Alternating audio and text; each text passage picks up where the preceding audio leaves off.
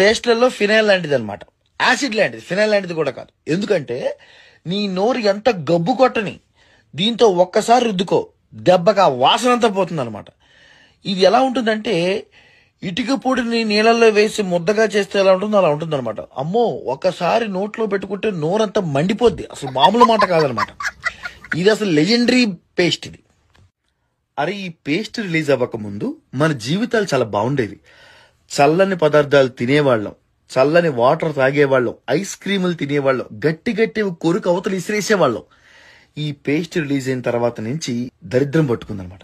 ఒక డాక్టర్ వస్తాడు, మీరు ఐస్ క్రీమ్ తింటుంటే పళ్ళు జివ్వుమంటున్నాయా, మీరు చల్లనీళ్ళు తాగుతుంటే జివ్వుమంటున్నాయా అని చెప్పి లేని డౌట్ మన బ్రెయిన్ లో క్రియేట్ చేసి మన పళ్ళని భ్రష్టు పట్టించాడు అనమాట. ఇప్పుడు ఏంతైనా జివ్వుమంటున్నాయన్న ఫీలింగ్ లో ఉన్నాం మనము. ఈ ఆఖరికి పేస్ట్ తో తోముకున్నా కూడా మన పళ్ళు జివ్వుమంటున్నాయన్న ఫీలింగ్ లోకి వచ్చాం మనం. పెప్సోడెంట్ పేస్ట్, దీని రుచిని మరిగిన వాళ్ళు ఎంతో మంది ఉన్నారనమాట. అంటే అప్పటి వరకు పేస్ట్ అంటే మనకు తెలుపని తెలుసు, కానీ ఇది పింక్ కలర్ లో ఉండేదన్నమాట. అండ్ దీని రుచి కూడా చాలా బాగుండేది. ఎంతో మంది ఈ పేస్ట్ ని పళ్ళు తోముకోకుండా మింగేసిన వాళ్ళు, తినేసిన వాళ్ళు చాలా మంది ఉంటారు డెఫినెట్ గా అనమాట. ఈ పేస్ట్ తో తోముకుంటే అమ్మాయిలు పడతారని చెప్పి కొనుక్కుని తోముకునే వాళ్ళు ఎక్కువ మంది ఉండేవాళ్ళు అనమాట. ఇది రెడ్ కలర్ లో భలే ఉండేది అనమాట. ఆ పేస్ట్ కూడా ఒక జామ్ లాగా ఉండేది. ఇది ఎలా ఇచ్చేవాడంటే బిల్డప్, ఈ పేస్ట్ తోముకుంటా నీ తెలుపు పళ్ళు అయిపోతే నీ పళ్ళని చూసి అమ్మ వచ్చి నీకు ముద్దు పెట్టేస్తుందని చెప్పేవాడు. బొక్క మన పళ్ళకుండా పాచైపోయేది కాదు. దీన్ని అసలు ఈ పేస్ట్ తో తోముకుంటే ఆ రోజు నువ్వు ఇడ్లీ తిను, దోశ తిను, అన్నం తిను, బిర్యానీ తిను, ఏం తిను, ఆ నోరంతా ఈ క్లోజప్ వాసనే వచ్చేది అనమాట. ఆ పేస్ట్ తో ఫీలింగే ఉండేది.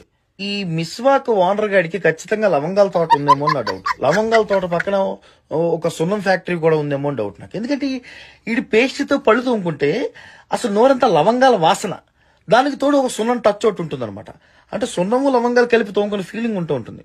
అసలు ఎందుకు ఇక్కడ పొద్దున్నే లేచి మొహం పళ్ళు ఫ్రెష్ గా ఉండాలని చెప్పి తోముకుందాం అనుకుంటావు, కానీ నోరంతా లవంగాల వాసన వస్తూ ఉంటుంది. లవంగాలు అన్నంలో వేసుకుని కలుపు తింటారా?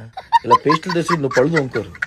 ఈ వీకో బజ్రిదంతి, దీన్ని పేస్ట్ అనడం కన్నా పళ్ళకి ఆయింట్మెంట్ అంటే బెస్ట్ ఏమో.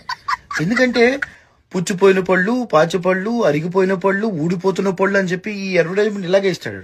దీంట్లో మళ్ళీ దాల్చిన చెక్క, లవంగాలు, తులసి, ఇంకపోతే బిర్యానీ ఆకులు, 4 మసాలా వేసేస్తే, రైస్ కూడా వేస్తే ఇక బిర్యానీ పేస్ట్ అయిపోయింది. ఇది యాక్చువల్గా ఇది నిజంగా చెప్తాను కదా, పేస్టులలో ఇది ఆయింట్మెంట్. ఇది పెట్టి తోముకుంటే నాకు ఏ మూల నుంచి పేస్ట్ తోముకున్న ఫీలింగ్ ఉండదు, ఆయింట్మెంట్ పళ్ళకు రుద్దుకున్న ఫీలింగ్ ఉంటుంది అనమాట.